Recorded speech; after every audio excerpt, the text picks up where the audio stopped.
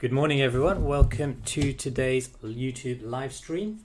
Today we're going to be looking at some grade 8 and grade 9 hard exam questions which have been submitted to us by students. If you look in the description you should be able to see a link to a PDF with the questions that we're going through. So I'll put a Google Drive link there, so feel free to download that if you want to follow along. Now this session was designed for Year 11 students. However, what I found is that all Year 11 students have been called into school today for strike day. So I'm not expecting that many people to be on. A lot of them are going to be watching the recording afterwards. So we're going to get started. I think there are about 7 or 8 questions that we are looking at today. So they've been submitted by various students, and so some of them have got their own sort of notes in there. So let's have a look at this one. This one is on vectors. A, B and C are 3 points. AB is that, AC is that. Prove that they lie on a straight line. So in order to prove that 2 vectors or 3 points lie on a straight line, we need to look at the letters. So we've got A, B and C. So from there we need to look at the vectors either AB, AC or BC. Now in this question we are given this information. So we are told that AB is 3A plus 4B, and we're also given AC, so we can ignore this one. And AC is equal to 15A plus 20B. Now 15A plus 20B, do they have a common factor that we can take out? Yes, we can take out a factor of 5. Now when we take out a factor of 5, we are left with 3A plus 4B. And what you'll notice is that this is the same as this. So these 2 vectors are parallel to each other because they have a scalar multiple. So we need to put a little bit of text here. Since they have a scalar multiple, scalar just means a number. AB and AC are parallel. Now we haven't answered the question yet. We need to prove that they lie in the same straight line. All we've shown so far is that these 2 vectors AB and AC are parallel. That means they're going in the same direction, they don't cross over. However, what we also know is that they have this common point A. So if we basically drag this vector along and place it on top of this vector would look something like that with B there. And clearly we can see from this diagram that A, B and C lie in the same straight line. So all we need to say here is we've said that they are parallel to each other, and since we don't need this diagram either, this is just to help you understand. Since these 2 have a common point of A, since they have a common point A,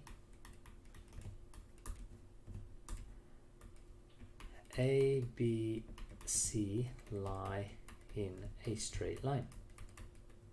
Now this is probably overkill for the 2 marks on offer on this question, but I want to make sure that you get those 2 marks. Look at this next question. D, E, F are 3 points on a straight line such that DE is that, EF is that.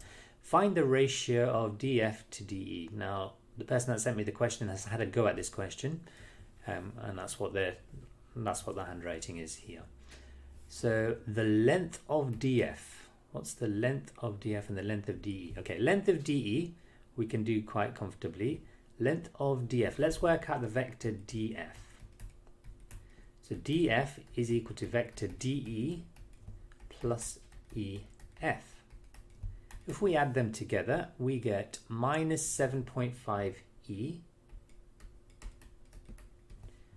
and minus 15 F.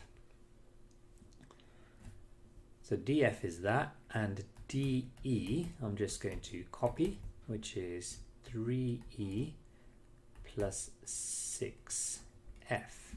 Now we're trying to find the ratio of the length to that. So in terms of ratio, DF to DE. Now we could go and use Pythagoras and find the actual length, but we're not looking for the actual length. We just need to find a ratio for the length. So for the ratio for the length, we've got DF to DE. So we pick either the E component or the F component. Let's go with E. So DF, the length of EF is, let's look at these numbers here. Okay, now since we're interested in the length, the sign shouldn't really make a difference. I'll put the sign in initially. So we've got minus 7.5e to 3e. Now the e's can cancel out, so we've got minus 7.5 to 3. We can divide both sides by 3, giving us minus 2.5 to 1. Now that's your ratio. However, the question is about the length of DF. So the length is always going to be a positive number, so we can ignore this minus here. So your final answer should just be 2.5 to 1. And what you've done here is a scale factor. So that's minus 3.5. I'm not sure where you've got that one from exactly. It should have been minus 2.5 as a scale factor. But yeah, you've started it right. Let's have a look at the next question. So a quadratic curve intersects at those 3 points. Work out the equation of the curve. So first of all, we know it's a quadratic. So any quadratic is written in the form of ax squared plus bx plus c. Guys, if you've got any suggestions, any questions, or if you're helping me, if you want to try and answer some of these, feel free to write into the comments as well. So ax squared plus bx plus c is your general quadratic here. Now the first thing that I'm going to look at is this. It has a y-intercept of 18. A y-intercept of 18 tells me that the value of c has to be 18. Another key piece of information here is that it crosses the x-axis at minus 3 and plus 3. That must mean that there is a factor of x plus 3 for that one and x minus 3 for that one. So y is equal to that times that, and then and we need to make sure that that is equal to this, which is ax squared plus bx plus 18. Okay, so we know that, and now the only thing that we don't know is, do we need to multiply this by some number? And the best way to do this is to take a look at this last number here, 18. Does 3 times minus 3 make 18? No, it makes minus 9. So what number do I need in front of this bracket to make equal to plus 18? And that would be minus 3 times 3 is minus 9 times minus 2 would now make us a plus 18. Now it's simply a case of expanding this. So let's just expand that bit first. So this is the difference of two squares. It'll be x squared plus 3x minus 2x, so they cancel. Minus 9 multiplied through by the minus 2 is minus 2x squared plus 18.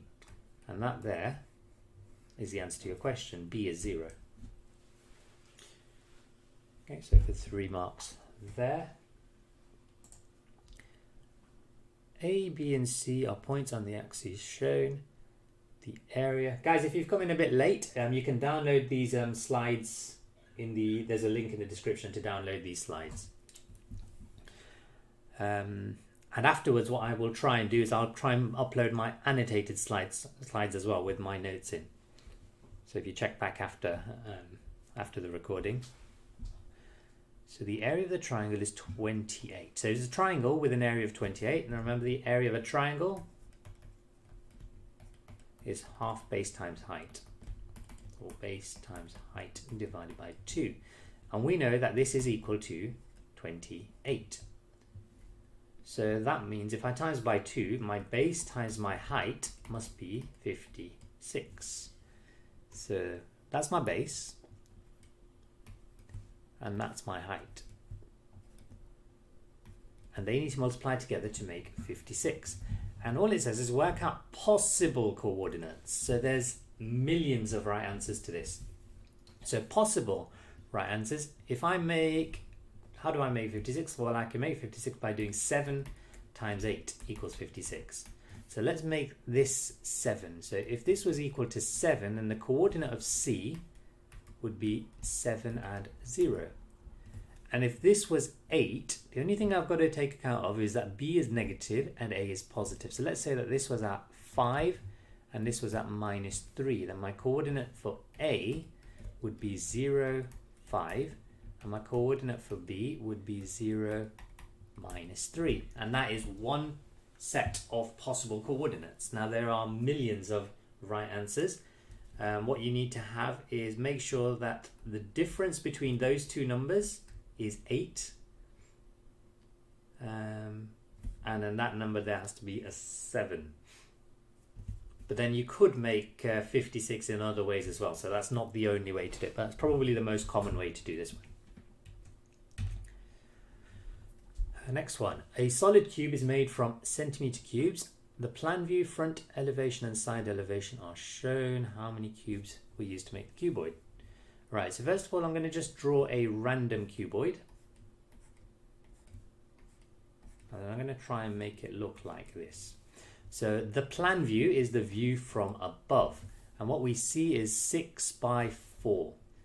So let's just say that this is a 6 by 4. Let's put 6 there and 4 there. Yeah, so 4 there, 6 there. And so that's our plan view. Our front elevation, let's say, is from this side, is my front. What do I see? Well, I see a 4 along the bottom, which I do, and a height of 3. So I can put a 3 there. And then my side elevation is this one here. And what do I see? I should see 6 along the bottom, which I do, and a height of 3, which is the same as that, so I do. So all the question is asking me is, what is the volume? And the volume of a cuboid is length times width times height, which in this case is 6 times 4 times 3. So 24, 72 cubes. So this will require 72 cubes. Okay. So I think the person that sent me these, she said to me that these are all sort of hard grade 9 questions. So she sent me, I think, 3. And I recognize this one because I've done a video on this one before. So we've got 3 more questions to go through. These ones are all meant to be grade 9 questions. So a right angle triangle is formed by the diameters of 3 semicircular regions A, B and C as shown in the diagram.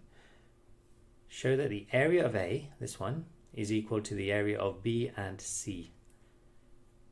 Okay, so let me start off by drawing a right angle triangle similar to the one in the diagram. I was going to call the lengths A, B and C. However, looking at the way that that's been labeled, it's going to be very confusing. So instead I'm going to call it X and Y there. Now, what we're trying to do is we're trying to find the area of a semicircle. So in fact, let me change this to 2x and to 2y. So the area of the semicircle, so the semicircle is like this. What we know now is that the radius of this circle, so this is B, isn't it? So radius of this circle at B is x. So the area B is equal to pi x squared, that would be the full circle, divided by 2. We can do something similar with area C. So this is B. This one is C. Area C equals pi times y squared. Pi times y squared divided by 2. Okay, so area C is pi times y squared divided by 2 because the diameter is 2y, so the radius is y. So we now know the area of B, we know the area of C. And what this is saying is that that's equal to the area of A. Well, clearly if we add them together, we will get the area of A, but we need to show that. So So the way we're going to show that is we're now going to work out the length of this hypotenuse using Pythagoras. Okay, so 2y squared is 4y squared. 2x squared is 4x squared. So by Pythagoras, this length is equal to the square root of 4y squared plus 4x squared.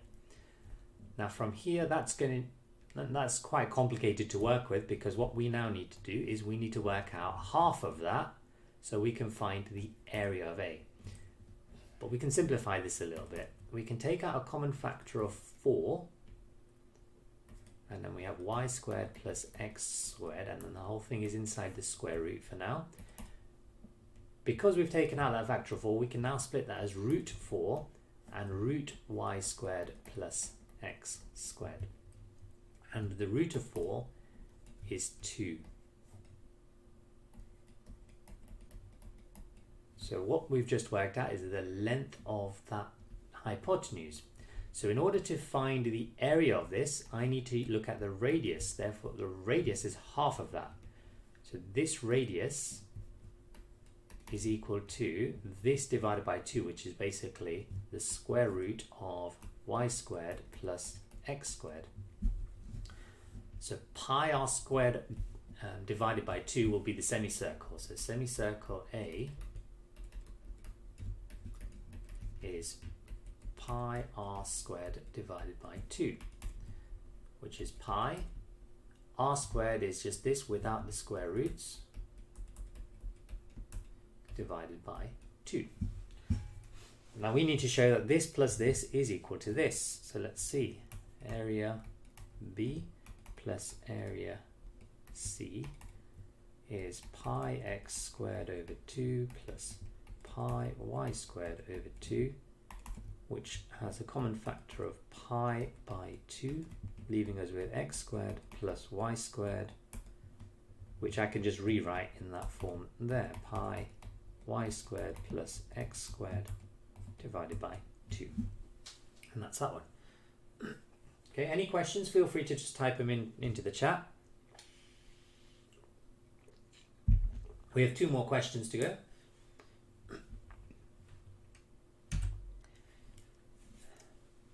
Okay, so next one here, circle theorems. A and B are points on a circle, center O. DBC is a tangent, so I think she's drawn that herself. Yeah, it looks like she's drawn that right angle herself, which is correct. Okay, so what she's done there is fine. Angle AOB is X. Show the angle ABC is that. So what I like to do with these show that questions is hide what we're trying to show. And it also says give a reason for each stage of your working out. So what I'll do is I'll come back and do the reasons. We have a triangle here. Now this is an isosceles triangle because this is the radius and this is the radius. So these 2 angles are equal. Okay, so angle, what is it? ABO, this one, is equal to angle BAO. And that's equal to 180 take away x divided by 2. Which is 90 take away a half x. Reason for this, it's isosceles. It's an isosceles triangle, and angles add to 180 in a triangle. So we now know that this angle here is 90 minus a half x. Angle OBC, which she has already marked, is equal to 90 degrees because the angle between the tangent and radius is 90 degrees. Angle between tangent and radius equals 90 degrees. Yes, that's one of the circle theorems there. Therefore, angle ABC is going to be angle OBC minus angle OBA. We know that angle OBC is 90, and I've called it OBA, and here I've called it AOB, so let's call it AB. Let's call it ABO for consistency. So that's 90, and angle ABO is 90 minus a half x. 90 take away a half x, which is that. And if we just work this out, 90 take away 90, I'm just getting rid of the brackets, minus minus makes it a plus half x. 90's cancel out, leaving us with a half x. Now let's go back and see what we were trying to show. So we were trying to show that angle ABC is equal to half x. It's exactly what we've got, and I've given a reason for every stage of my working out as well, so I can guarantee that I've got myself 3 marks. Okay, finally we're going to look at this one here. Now this one looks very familiar because this one came up in last year's GCSE paper. It was in the non-calculator paper for EdXL last year, and the teachers were crying about this one because they said it was too hard. I made a video on this as well on TikTok. I don't know if I made it on YouTube, but the way I seem to have done this question is very different to the way everyone else seems to have done this question. Okay, so let me try and remember how I did this question. So we've got the diagram shows 3 circles, each of radius 4.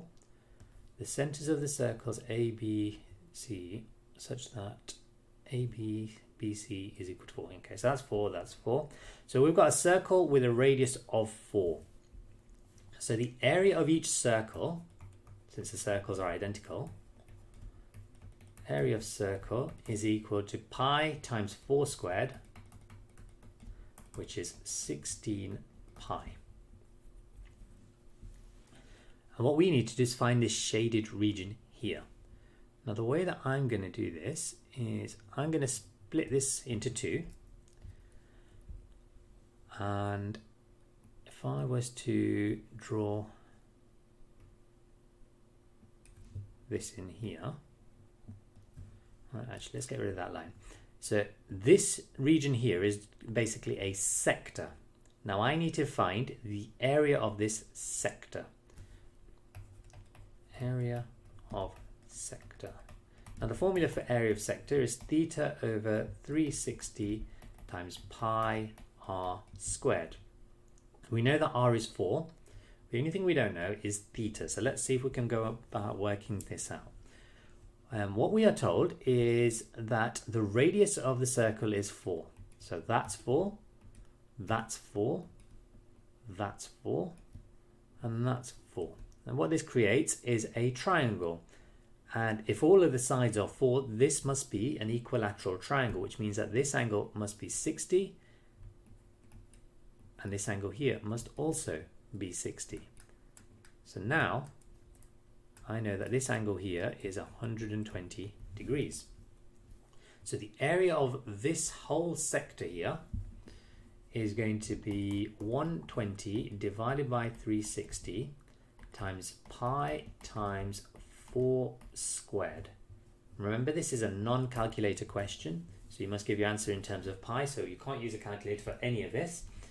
4 squared is 16. 120 over 360 is a third, so this is 16 over 3 times pi. That's the area of this sector here, basically everything here apart from that bit there. What I'm now going to do is I'm going to find out the area of this triangle here. Okay, stay with me, you'll understand what I'm doing after I've done this calculation. Area of triangle is a half AB sin C. So that's a half. A and B are basically 4 and 4 times sin of 120 degrees. 4 times 4 is 16 times a half is 8. So this is 8 sin 120. Now you might not know what sin 120 is, but the pair value of 120 is 60. So this is the same as 8 sin 60. And sin 60 is root 3 over 2. So this is 8 root 3 divided by 2. 8 and 2 simplify to 4 root 3. Now that I know the area of the sector and the area of the triangle, if I subtract them, I get this green area. Now this green area is a segment. Area of segment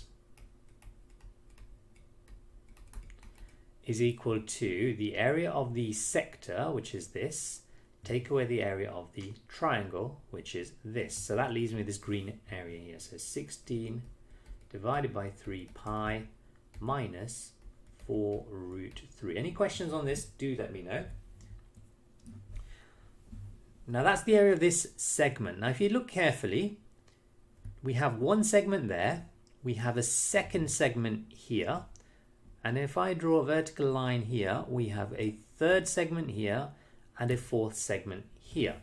So 4 lots of segments, so 4 times the area of segment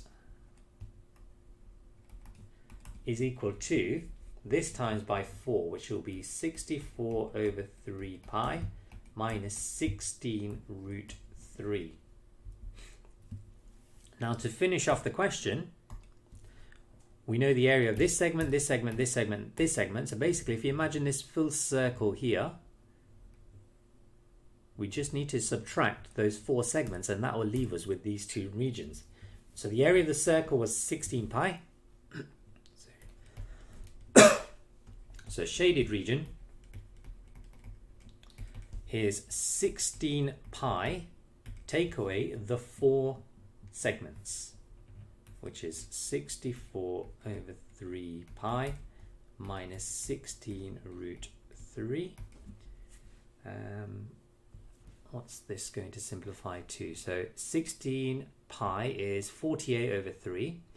So 48 over 3 minus 64 over 3 will leave us with minus 16 over 3 pi. And then minus makes it a plus 16 root 3. So if I just write that the other way around, 16 root 3 minus 16 over 3 pi. That there would be my final answer to this question. All right, now that was one of the hardest questions that has come up in a GCSE in a long time. And the teachers last year were complaining about that question, saying it was too hard. And then I did have a go at myself, and then when I looked at how other people did it, they did it a very different way. So I didn't see anyone else try and do this question the way I did. So if you do go and search for this was called the impossible question. It was advertised as the impossible question from June 2022 Edexcel. So if you go search that online, you'll find this question and other people's solutions to this question. Right, that brings us to the end of today's live stream. So we will be finishing there. I'll try and do another one of these in a couple of weeks. You can download the slides that I've used today in the description, and also later on today I will try and upload these the slides with my scribbles on, so you've got them as well. Okay, so thank you for joining, guys, and I will see you soon. Bye.